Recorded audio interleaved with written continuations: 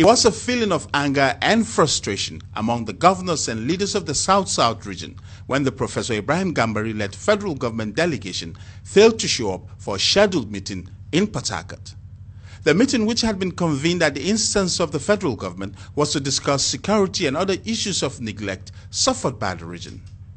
Originally scheduled for 11 a.m., the meeting, however, got delayed due to the quarterly National Security Council meeting at the presidential villa. The program was then reversed to 1 p.m., but the Professor Ibrahim Gambari-led federal government delegation failed to show up. I got a call from the villa. Very unfortunately, and spoke with the Chief of Staff to Mr. President, and he did ask that I should please apologize to the South-South that they are already there at the airport. He's there at the airport with the ministers, but because of the emergency meeting and the further meeting of Mr. President with the Inspector General of Police and the DG SSS, that it will be difficult for them to come for this meeting without these two persons in their midst.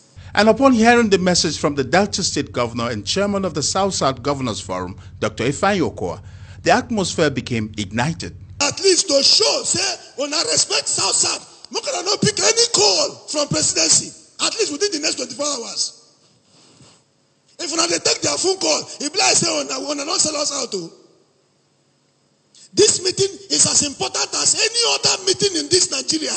If the federal government thinks that they can treat us with this type of disdain, then we also must be able to know that the time has come for us to say enough, really, truly, absolutely, that totally enough is enough.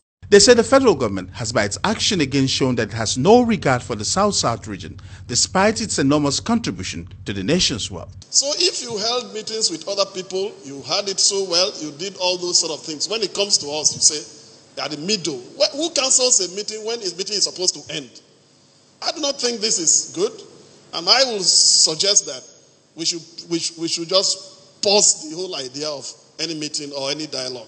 We are going to take a decisive decision to make them believe that we have teeth, little teeth, and we can bite. And with others calling for restraint on the matter, the South-South leaders then resolved that the federal government must tender an unreserved apology before any consideration will be given to another dialogue. We desire, as a region, an unreserved public apology to the region, particularly to our traditional rulers and the leaders in this zone. Eji Aga Mba, AIT News, Port Harcourt.